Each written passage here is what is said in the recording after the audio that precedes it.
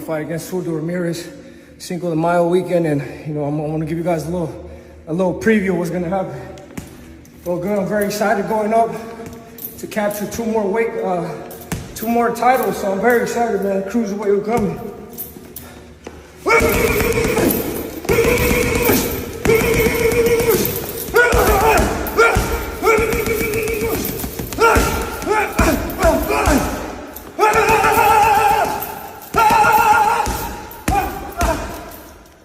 So May 2nd, tune in, Left baby. hand and drop mountains. Instead of right hand, be slaying dragons. The untouchable True School Sports Empire proudly presents something the boxing game's been missing. Hey, what's going on? It's your boy BT, and I came here to talk some boxing with the thousands of True School Sports subscribers. All right, guys, so I want to come out here and sound off on this because this fight is happening. This fight is real. Benavidez, as you guys saw in the beginning of this video, he was seen in the gym training, and he told you guys himself, straight from the horse's mouth, that he is in camp getting ready to fight Gilberto Zurdo Ramirez. And it's a big fight for the Cruiserweight division. You know, this division has been very Eurocentric for a long time, very British. It's a division that's primarily dominated by British fighters. So this is a unique case in boxing history because there's never been a fight where two fighters of Mexican descent, are going to fight each other. I know Benavidez is Mexican American, so you can say he's not puro Mexico, but you get the gist. It's a big fight for the sport. They're going to be fighting on Cinco de Mayo weekend, and like I said, I didn't think it was real because Benavidez hadn't said anything, and what's crazy is at the WBA convention, I ran into Zurdo's manager. I think his name is Daniel Su. He manages Gilberto Zurdo Ramirez. And I had met him before, so we were talking because I had interviewed one of his other fighters, John Scrappy Ramirez, and so I asked him. I said, hey, is this fight with Benavidez and Zurdo a real thing? And he said, yes, it was. And I said, well, why? What about Jai Pataya? And he pretty much said, you know what? He was like, nah, Jai Pataya, there's no money in that fight, and Jai is not as good as everybody thinks. So we're gonna beat him down the road. So I guess down the road we'll go ahead and revisit that, but. It's happening, guys. It is happening, and I think it's a dynamite fight for the sport of boxing. A lot of people they look at this fight and they are criticizing Benavidez. I've seen boxing fans criticizing Benavidez taking this fight because they say, you know what, you're ducking Dimitri Bivol, you're ducking Artur Beterbiev, you're fighting a guy that Bivol already beat, and I understand that line of thinking, but Zurdo is a very good fighter. Zurdo Ramirez, is a guy that I think is one win away from real, genuine pound-for-pound consideration. He's been a super middleweight champion. He was the first Mexican to do that. He's been he is the cruiserweight champion and unified champion. He's the first Mexican to do both those things. He's won 48 fights in the pro ranks, and his only loss is to a master boxer in Bivol. So I feel like, Zurdo in the era of Canelo Alvarez and Benavidez and even like a guy with Estrada, he's been overshadowed by a lot of Mexican fighters. And even though he's been consistently very, very good for a long time, he hasn't really gotten the fanfare I feel he deserves. And this is his chance to have his moment in the sun against Benavidez. And it's a stylistically really interesting fight because when you break it down, Zurdo Ramirez is a guy that's probably one of the biggest opponents Benavidez has ever fought.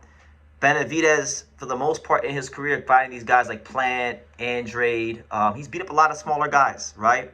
Zurdo, I think, I'd venture to say, is the biggest fighter he's ever fought in his career to date, and that is a really intriguing thing for me, honestly, as a fan of boxing and Benavidez.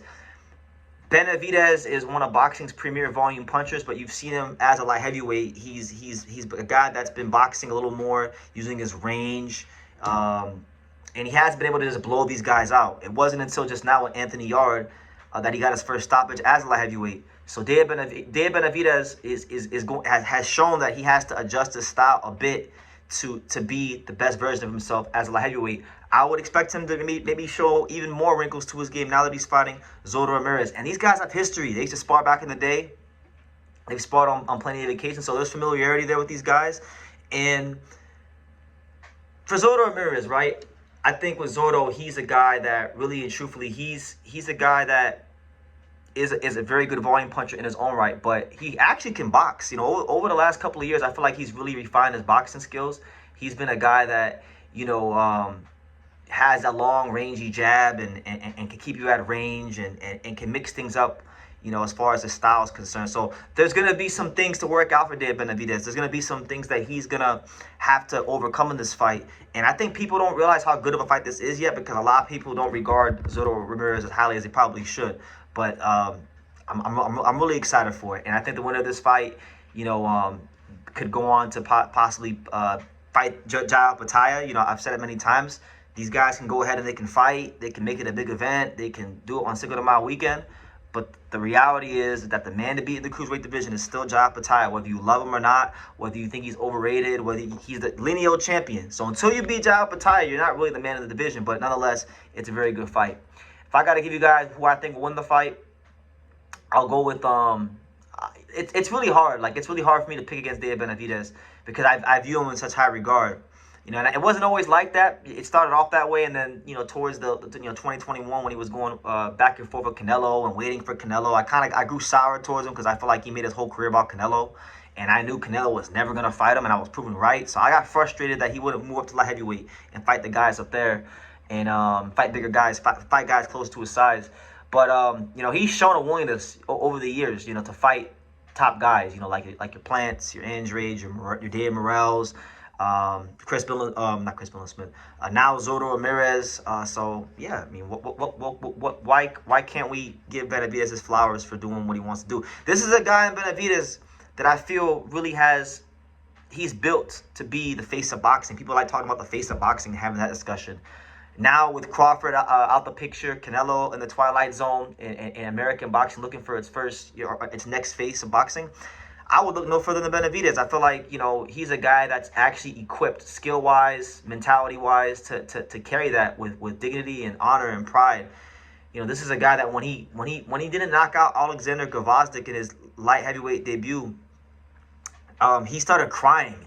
Not because he lost or not because the fight was close, but because he wanted to give the fans a stoppage victory. He wanted to deliver for the people that paid their hard-earned money to go to the fight. And when he didn't do that, and he still won like the fight 117, 111. But when he didn't do that, when he didn't do that, he started crying because he wanted to deliver on what he promised the fans. So what that tells me is that he's really all in. Like there is no plan B. He's really dialed into to boxing all the way, and it means that much to him. And a guy like that is very, very hard to beat. So Zurdo Ramirez is going to have his hands full. I know Benavidez is quote-unquote the smaller guy, even though he's not really small, but he's coming up in weight. But I think Zurdo Ramirez, very good fighter. I'm not writing him off. But I can't pick against Benavidez. I can't do it, especially at this stage of his career where I feel like his mental abilities and his physical abilities are meeting up at its highest point, and that's when you get a fighter in their prime. So look, if Zurdo wins, full credit to him. I think he'd be worthy of pound-for-pound consideration in that 10th spot. But I'm not picking against Benavidez. So I got Benavidez on points. Workman-like decision, something like that. Maybe a late stoppage, but I'll go on points. What do you guys think? How do you feel about the fight? Do some of you guys feel like Benavidez is ducking the Russian fighters, Benavidez and Bivol? Just give me your thoughts on that below. Make sure you guys take the time to subscribe. And like I say in every single one of these videos, you can love me or you can hate me, but I'm just a kid from Daniel. So until next time, take your eyes.